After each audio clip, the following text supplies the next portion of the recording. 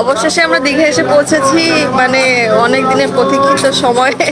তারপরে আসলাম, এই যে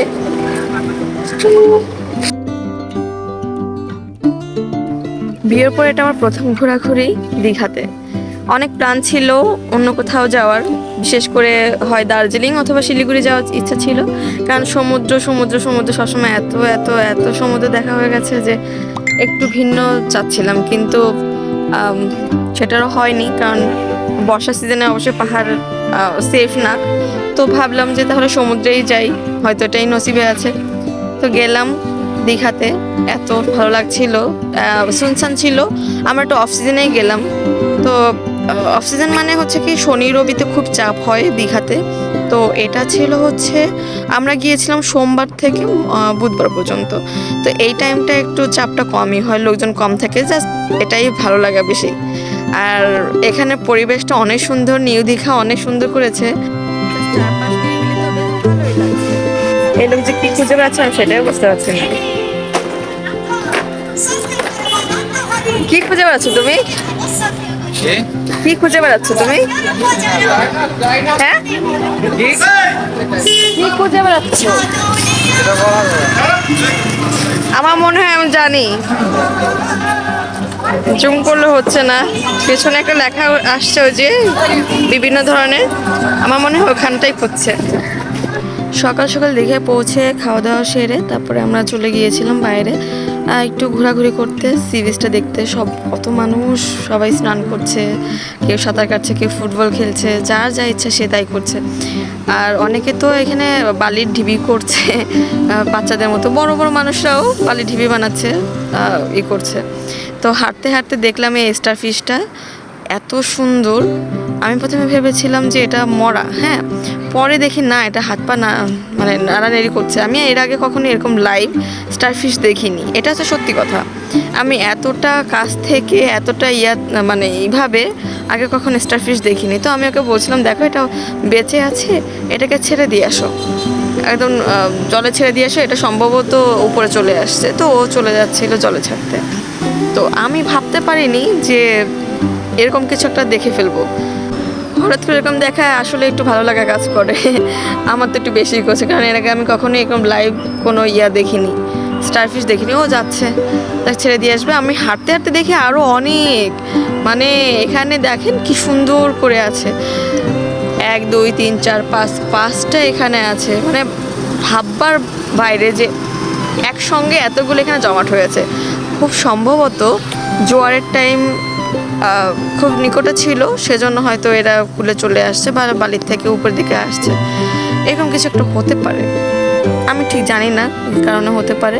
তো এখানে আবার বুঝ করে কি যেন একটা বের হচ্ছিল, তো আমি সেটা দেখার চেষ্টা করছিলাম যে কি হতে পারে। হ্যাঁ, তো আমি আর সাহস নিয়েও দেখলাম না যে কিছুতে একটা কামড় টামড় দিয়ে বসলে বিপদ হয়ে যাবে।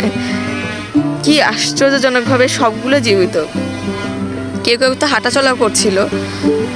আমরাও তাই ভাবছিলাম, আমি ওকে বলছি দেখো একটা ছেড়ে দিয়ে আসলে আর কতগুলো এখানে রয়েছে।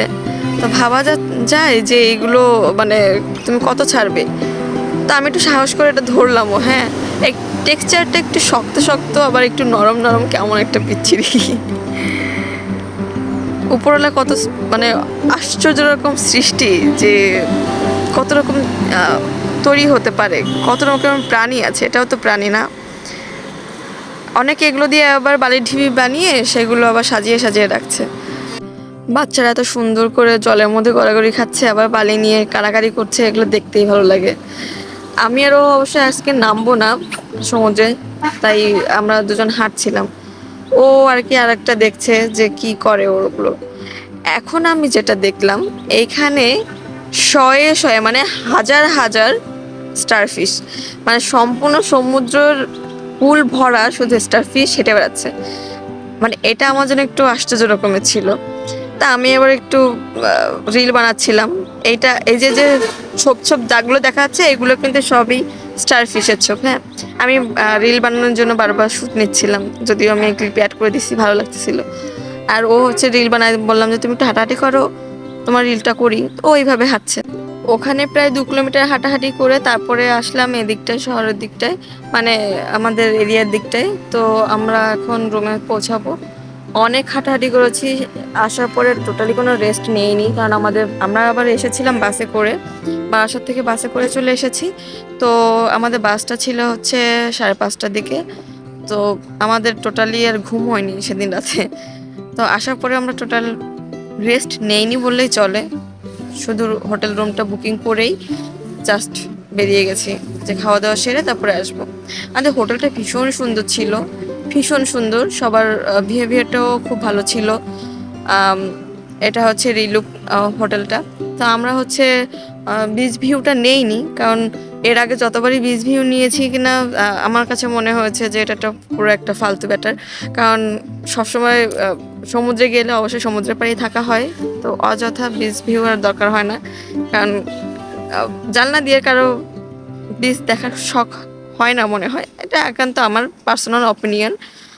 মানুষের অন্য চাহিদা থাকতেই পারে। তো এইটা হচ্ছে আমাদের রুমটা, বেশ পরিপাটি। আলো হচ্ছে আমি কম রেখে তারপরে আমি ভিডিওটা করছিলাম, কিন্তু আমার ভুল হয়েছে, যে আলোটা বেশি রাখা উচিত ছিল। তারপরে আমরা সকালের জন্য ব্রেকফাস্ট নিয়েছিলাম। এগুলো আমাদের সকালের ব্রেকফাস্টে ছিল, যা বুফে সিস্টেম ছিল, যার যেটা ইচ্ছা সে সেটা খেতে পারবে। তো আমি এগুলো নিয়েছিলাম। চাটা ভীষণ টেস্টি ছিল, সবগুলো খাবারই টেস্টি ছিল, বিশেষ করে পরোটা আর ইয়াটা। তারপরে ভাবলাম পরের দিন আমরা তো বিচে নামার কথা ছিল, কিন্তু দুর্ভাগ্য থাকলে যেটা হয় আর কি, আমরা রেডি হয়ে বিচে চলে গেছি যে স্নান করব। কারণ গেল দিন আমরা নামিনি, খুব টায়ার্ড ছিলাম। গিয়ে দেখি সমুদ্রের এই অবস্থা, মানে এখন বাজে 12টা, এই 12টার সময়ও সমুদ্র সম্পূর্ণ উত্তাল।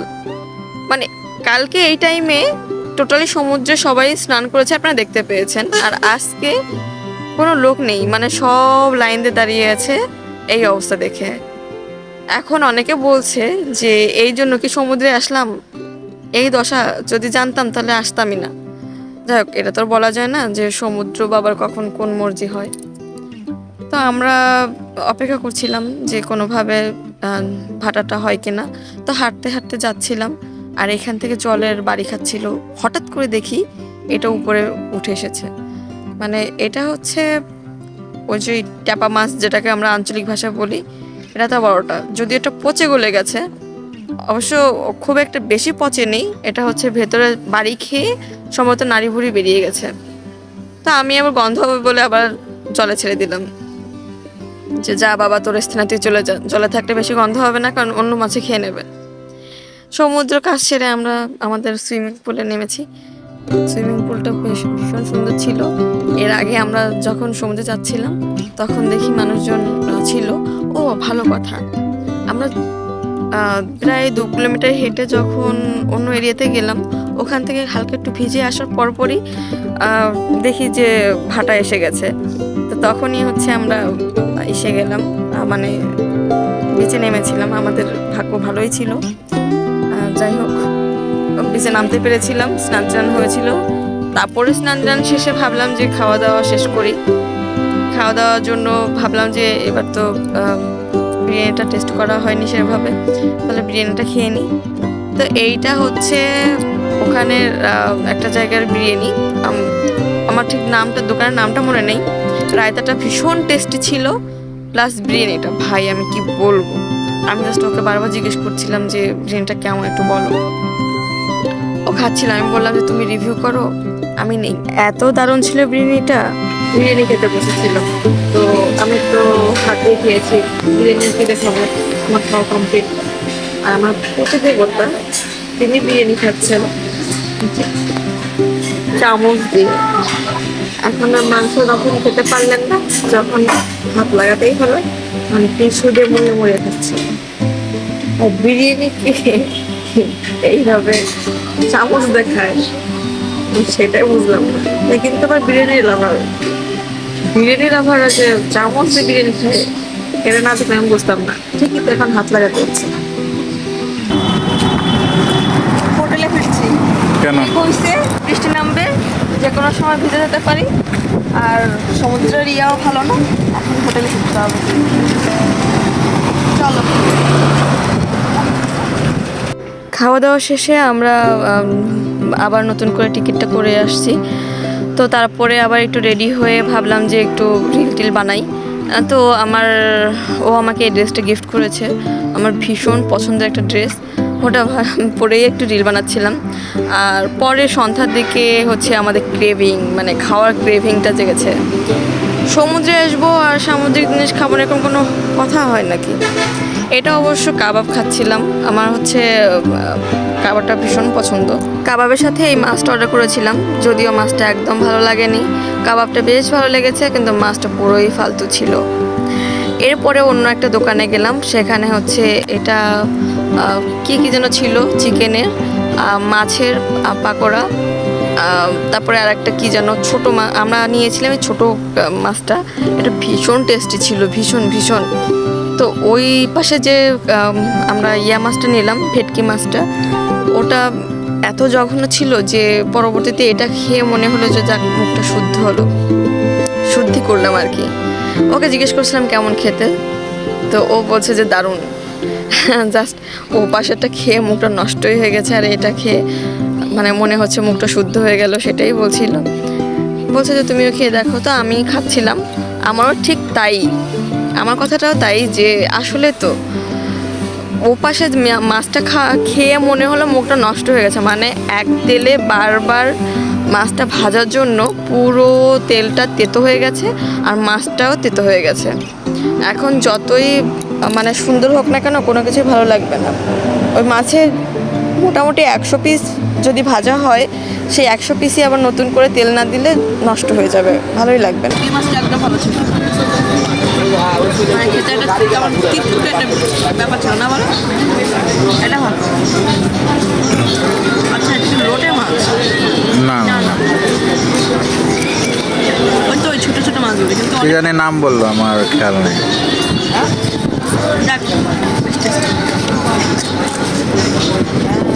খেতে খেতে হঠাৎ করে একটা বেজের সাউন্ড আসছিল, খুব সাউন্ড। তো আমরা দৌড়ে গেলাম, গিয়ে দেখি ভাসানের জন্য কারা যেন আসছে। তো সেখানটা দেখে এলাম, পরে ওখানটা দেখে টেখে তারপরে যাক আমাদের ইয়েটা ভালো, ভাসানটাও দেখা হয়ে গেল। এখানে উনি আইসক্রিম বানাচ্ছিলেন, আইসক্রিমটা নিলাম, আইসক্রিমটাও দারুণ ছিল, জাস্ট কুলফি টাইপ, কিন্তু বেশ মজা পেয়েছে খেয়ে। আর এখানে সমুদ্রের পাড়ে এত বাতাস না, যে পুরো আইসক্রিম পুরো গলে যাচ্ছিল, মানে মিনিটের মধ্যে গলে যাচ্ছে, গলে গলে পড়ে যাচ্ছে। তো আমি আবার চেপে চেপে এগুলো ঠিক করছিলাম যে এটা কী হচ্ছে, গলে যাচ্ছে। কিন্তু আইসক্রিমটা বেশ ভালো ছিল, ওই স্বাভাবিক কুলফির মতোই। ওই কথায় আছে না যে চোখ ভরে তো মন ভরে না, না সরি, মন ভরে তো চোখ ভরে না, আমাদের দশা হয়ে গেছে তাই। মানে এটা হচ্ছে স্বাভাবিক কুলফি, কিন্তু উনি রোলারে ঘুরিয়ে ঘুরিয়ে বানাচ্ছে বলে ওটা খেতে হবে। পরে রাতে আর কি খাবো, অনেক কিছু খেয়ে ফেলেছি, তো সেজন্য ভাবলাম যে তাহলে ছোটোখাটো একটা পিৎজা অর্ডার করে ফেলি, পিৎজাটা খেয়ে নিই, তাহলে রাতে ভাত খাওয়া লাগবে না। কারণ রাতে ভাতের মতো জায়গা নেই পেটে, আবার আমরা যে আলাদা করে কোনো রুটি খাবো সেটার মতো জায়গা নেই পেটে। তো আমরা স্বাভাবিক একটু অন্য বিষয় নিয়ে টেনশনে ছিলাম, ওকে জিজ্ঞেস করছিলাম যে কেমন হয়েছে, কিন্তু ওর মুখ থেকে সেটা ভালো রিভিউ বেরোচ্ছিল না, যদিও ওটা খুব ভালো ছিল।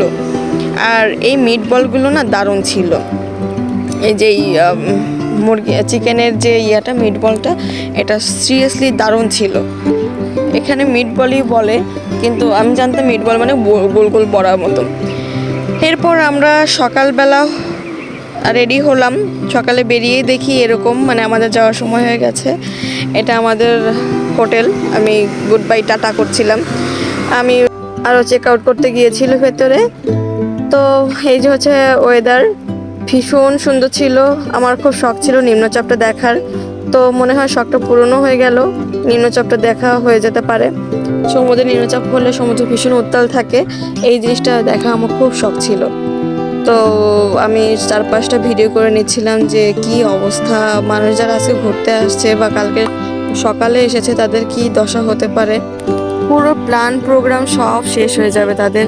অনেকেই হাই হতাশ করছিল। আমরা লাগেজটা টানতে টানতে ওখানে অবধি গিয়েছি সমুদ্রে, যে যাওয়ার আগে দেখেছে, কারণ আমাদের স্ট্যান্ডটা কাছেই ছিল। বাস স্ট্যান্ডটা। তো আমরা এখান থেকে হাঁটতে হাঁটতে ওখানে চলে গিয়েছিলাম লাগেজটা টানতে তো তার আগে সমুদ্রের ওই ভয়ানক রূপটা একটু দেখে যেতে ইচ্ছা করছিল যে কি হতে পারে। তো এই স্বাভাবিক ফোনে ততটা বোঝা যাচ্ছে না যে কতটা মারাত্মক ঢেউ ছিল, আসলে কতটা মারাত্মক ছিল, কিন্তু ওখানে যারা দাঁড়িয়ে ছিল তারা হয়তো বুঝতে পারছিলেন যে কতটা ভয়াবহ রূপ ছিল সমুদ্র।